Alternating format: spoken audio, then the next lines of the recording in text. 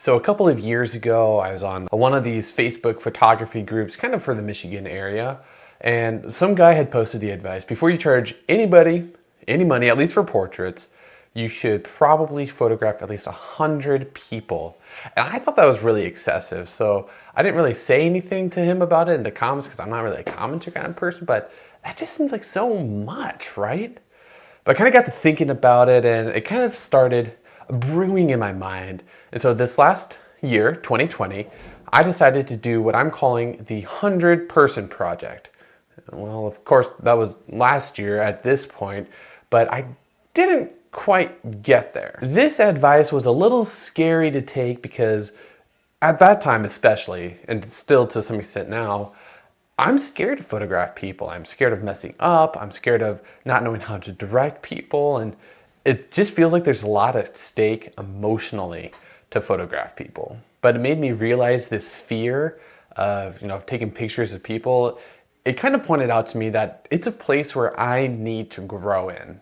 So that's why in 2020, I did the 100-person project, or at least started the 100-person project to help me get going on photography and to learn how to take pictures of people and not just like leaves and trees and landscapes. Like those things are great, but taking pictures of people, that's the level that I really wanted to reach. So I made a few lists of people, friends, acquaintances that I thought maybe would be interested in doing this, put out a few social media posts, and I kind of just started cold calling people, not calling, but sending Facebook messages or something like that.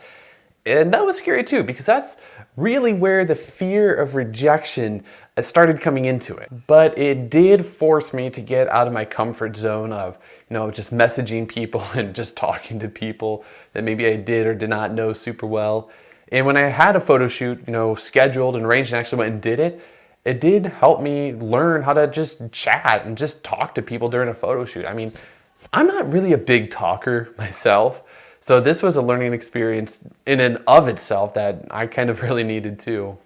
And of course, this project only lasted about 2 months, and then coronavirus hit, and everything got shut down. Everybody stayed at home. I quit doing this project for at least 3 months. I don't think I did any photo shoots from halfway through March through halfway through June. I don't think I did any photo shoots during that time.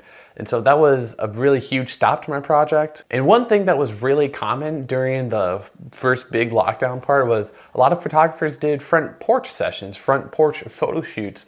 And I kind of regret not doing those. I mean, that was kind of a combination of laziness and also of fear of, those things I already mentioned, being rejected and stuff like that. And, I had somewhat of an excuse. I mean, I was busier at work than ever before, and it was just hard for me to put myself out there to really go and do that. But I did resume my project over the summer and into the fall.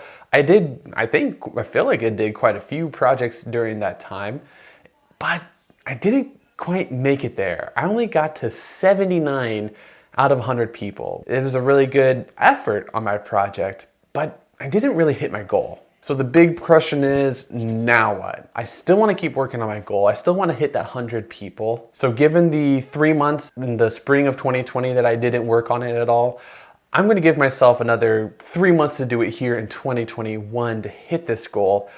But I'm not going to start it right away. My firstborn son, Nicole and I's first child, will be born around March 1st of this year. So we are super busy getting ready for his birth. So this 3 months, not going to start in January 1st. I'm thinking I'm going to start this on June 1st, towards the beginning of summer, maybe May or June. And that'll give us time as a couple, to kind of get set with the baby, and also give myself kind of the best 3 months of the year to take photos in.